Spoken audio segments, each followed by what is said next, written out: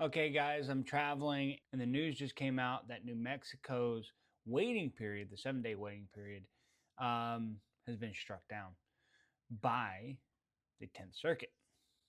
The lower court actually ruled that the waiting period was constitutional, but the 10th Circuit says different in a 2-1 decision.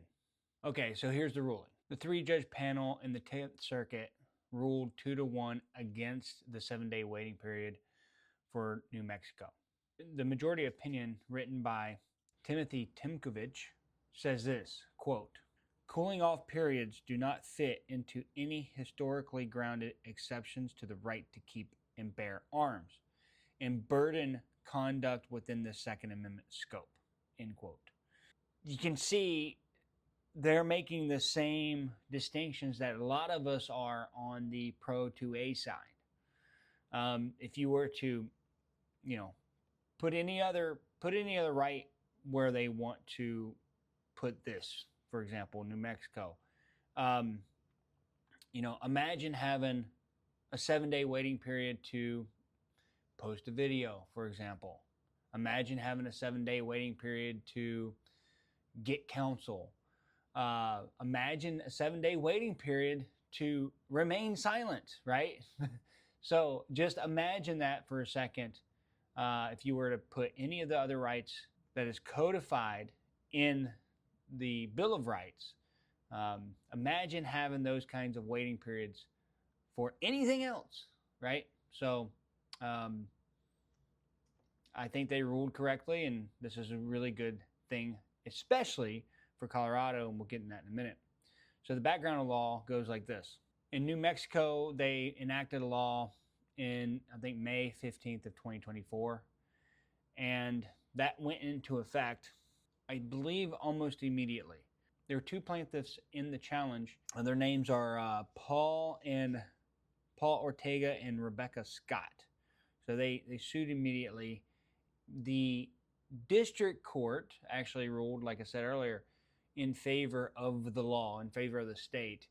But the circuit court, the 10th Circuit, which that's where Colorado falls, they ruled that it is unconstitutional. So there was a dissenting judge on this panel, this 3-judge panel, and that judge is Judge Scott Matheson.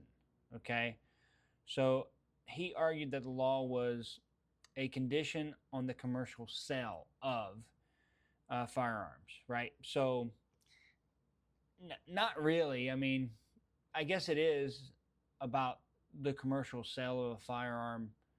You have to wait, for example, for a time period. But you don't have to wait to buy a newspaper, for example. You don't have to wait to go to church. You don't have to do any of those things. So it doesn't make any sense in that manner.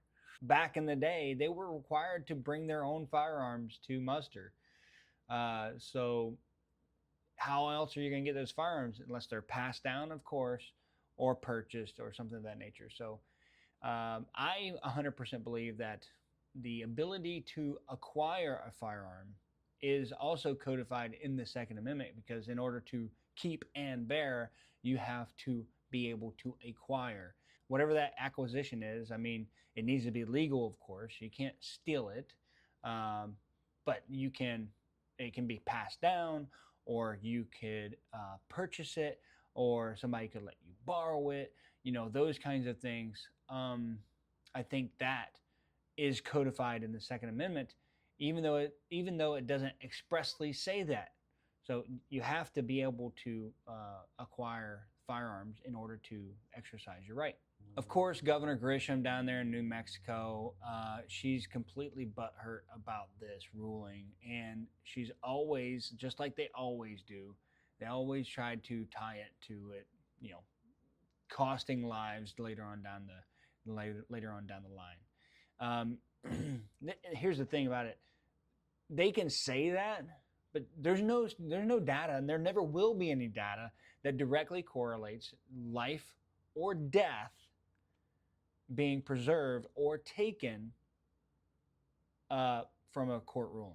So they can always say that, and they're going to pull on the heartstrings of those who do not like the Second Amendment, or at least they can see the purpose of the Second Amendment, but they want to severely restrict it because they feel as if the guns are the problem. The guns are never the problem. It's always the individual behind the gun, just like it's always the individual behind the vehicle, or always the individual behind a knife, or always the individual behind whatever fraud scheme. Like, it's always the mens rea uh, of the individual. It's never the item or the action. 10th Circuit is this. You got Colorado, Utah, Wyoming, Kansas, and Oklahoma. Okay. Um, Obviously, New Mexico.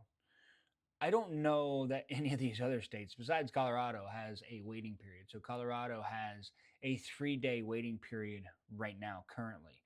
I've never been in trouble with the law. I've been vetted time and time and time and time again, secret clearance after secret clearance, after this, after that, so on and so forth. Um, I'm a verified instructor. I have my concealed carry permit for Colorado. I had my concealed carry permit for Tennessee when they actually, when you had to apply and it wasn't a constitutional carry state, kind of things. So I've been vetted so many times, and I think I take personal offense that I have to wait 3 days to pick up a firearm that I should be able to just go in there and buy right off the shelf and walk out with it. I should be able to do that, just like I would be able to do with any other item out there. Okay, if it's available, it's on the shelf, I should be able to buy it, walk out with it. Okay, and the argument of somebody going to buy a firearm and then doing heinous crimes with it, I haven't seen any of that in the news. I don't know if that actually happens. Maybe it does. Maybe it does. I don't think it happens. I don't think people just go right into a. I think that some of these people, they have it in their mind that a nefarious actor will go right into the store, buy the firearm, immediately exit the store, load the firearm, and just start shooting people. That's not the way it works. They're still going to acquire the firearm. Let's say that somebody who doesn't have any kind of criminal history or anything like that. Let's look at the let's look at the school shooter in Tennessee. Now, that person right there, never in trouble with the law, purchased all the firearms as any normal person would. Even if there was a waiting period, that person still would have committed the crime, right? So it doesn't solve the issue. It doesn't solve the issue. We're always looking at the issue in the wrong way. And the issue is complicated, super complicated. It's not just a firearm. It's just not just a waiting period. It's not just anything like that. It's super complicated. And it's going to take a lot more than just some nefarious laws to strip the rights of the American citizens to stop the madness, let's say, which in my personal opinion, I don't think it'll ever stop. It could possibly be reduced, but not at the expense of our rights.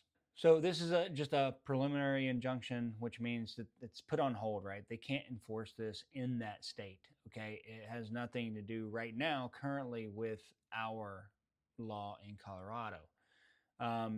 Basically, it's a preliminary injunction, and then it's remanded back to the district court to reconsider, as far as I understand. I'm not a lawyer. This is just me doing some research. From there, the district court can either rule the same way or rule a different way, right? Or either side, either the plaintiffs or the defendant being the state here, the plaintiffs being those two individuals, along with, I think, NRA is involved, they can request an en banc panel. And that en banc panel will be the entire panel of the 10th Circuit. I don't know how many judges that is or justices.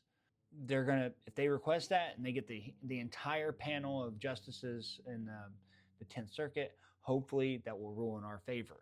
Um, if it doesn't, then we can always take it up to the Supreme Court, and then there they can either grant certiorari or deny certiorari of the case.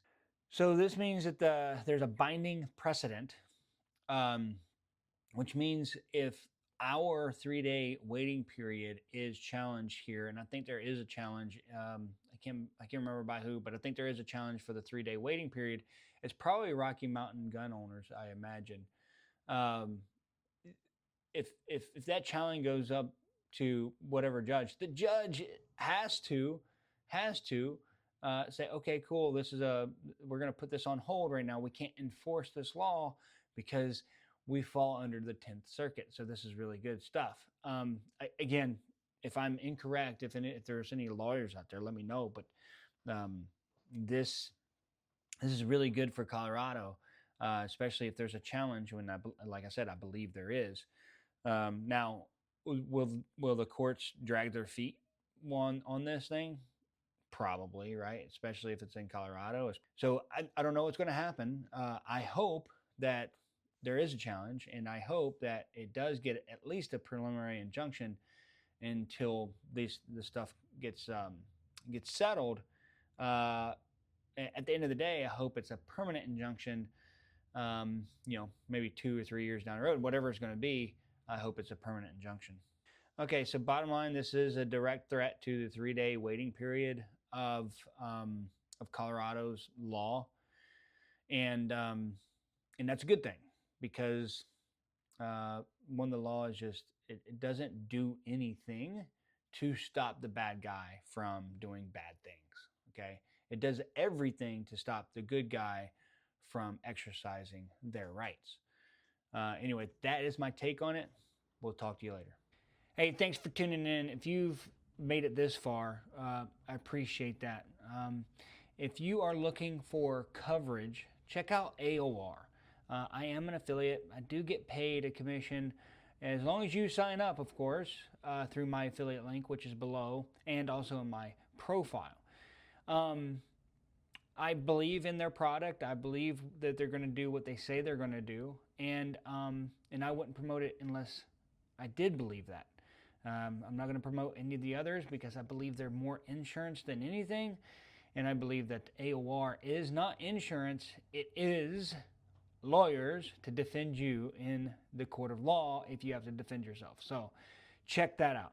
Also, check out my website, www.aaacoach.com. That's www.aaacoach.com, all spelled out.